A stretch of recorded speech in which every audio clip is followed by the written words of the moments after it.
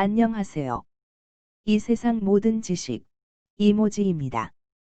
오늘은 이순신 장군님이 임진왜란 때 23전 23승을 어떻게 할 수 있었는지, 이길 수밖에 없었던 그 이유에 대해서 알아보려고 합니다. 해전에서 가장 중요한 요소는 함선이겠죠. 우선 이 함선의 차이에 대해 알아보겠습니다. 조선의 함선은 우리나라에서 많이 볼 수 있는 소나무를 이용해서 건조되었고, 일본의 함선은 삼나무로 건조되었습니다. 소나무는 삼나무보다 건조하기가 어렵지만 강도가 더 높았습니다. 평균 두께를 비교하자면 조선 판옥선은 13cm, 일본 관선은 7cm에 불과했습니다. 또한 조선은 이음새로 나무 못을 사용했고 일본은 쇠 못을 사용했습니다. 나무 못은 물에 불어서 부피가 커지며 결합이 단단해지는 반면, 쇠 못은 녹이 슬어 결합이 약해지기 때문에 조선의 함선이 훨씬 튼튼했습니다. 배의 구조는 조선은 평저선으로 배의 밑부분이 평평했고, 일본은 첨저선으로 뾰족한 형태였습니다. 조선은 서해남해가 리아스식 해안으로 해안선이 복잡하고 수심이 깊지 않아 안정적인 평저선의 형태로 건조했고, 일본은 먼 바다를 항해하기 쉽고 속도가 빠른 첨저선의 형태를 사용했습니다. 두 번째로는 지형에 대한 지식인데 특히 주 전장이었던 남해는 해안선이 복잡하고 물살이 빠른 곳이 많아 이에 대한 지식이 부족하다면 불리했습니다. 일본의 첨저선은 평저선보다 배가 바다 깊숙이 잠기는 데 이 때문에 암초에 걸릴 확률이 매우 높습니다. 또한 중세시대에서는 타국의 지형에 대해 아는 것이 매우 어려웠기 때문에 홈 어드밴티지라고 생각할 수 있습니다. 명량해전처럼 소수의 병력으로 다수의 병력과 싸우기 좋은 좁고 방향 전환이 쉽지 않은 물살이 빠른 곳을 이용한다면 압도적인 병력 차이를 메꿀 수 있을 만큼 전쟁에 있어 지형은 중요한 요소입니다. 세 번째로는 함선의 차이에서 비롯된 무기의 차이입니다. 조선의 함선은 평저선으로 균형을 잡기 쉬워 확포 발사 후 반동을 견딜 수 있었습니다.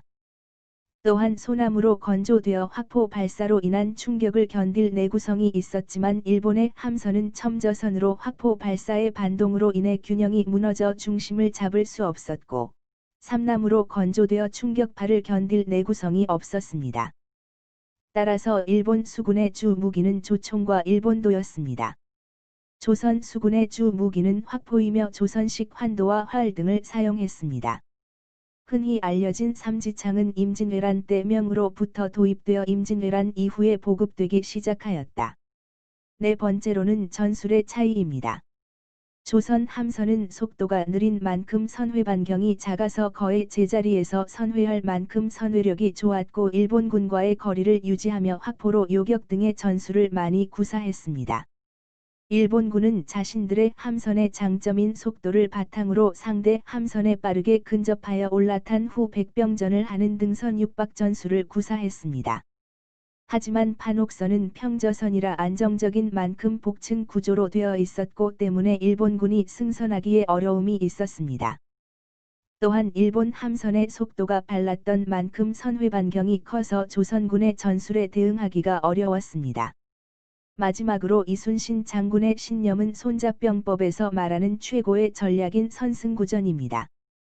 이미 이겨놓고 싸운다는 말로 실제 이순신 장군은 임진왜란 발발 1년 전, 전라 좌수사 부임 즉시 주변의 지형과 조류 전투 시 요충지 등을 철저히 조사하였고 필요하다고 판단되는 곳 수중에 장애물을 설치하기도 했습니다. 이순신 장군은 일본군의 수가 많았고, 백병전에 능했기 때문에 좁은 해협에서는 가급적 싸움을 피하고 유인해서 원하는 곳에서 원하는 시간에 싸웠습니다. 앞선 많은 이유 중 단 한 가지라도 충족이 되지 않았다면 23전 전승이라는 암울했던 임진왜란의 한 줄기 빛 같은 기록은 탄생할 수 없었을 것입니다. 이순신 장군의 신념과 전략과 함께 조선 수군의 물리적인 요소들이 뒷받침되어 이길 수 있었습니다. 궁금증은 해결되셨나요? 더 궁금하신 내용이 있다면 얼마든지 댓글을 남겨주세요. 감사합니다. 재미있게 보셨다면 좋아요와 댓글, 구독과 알람 설정까지 부탁드려요.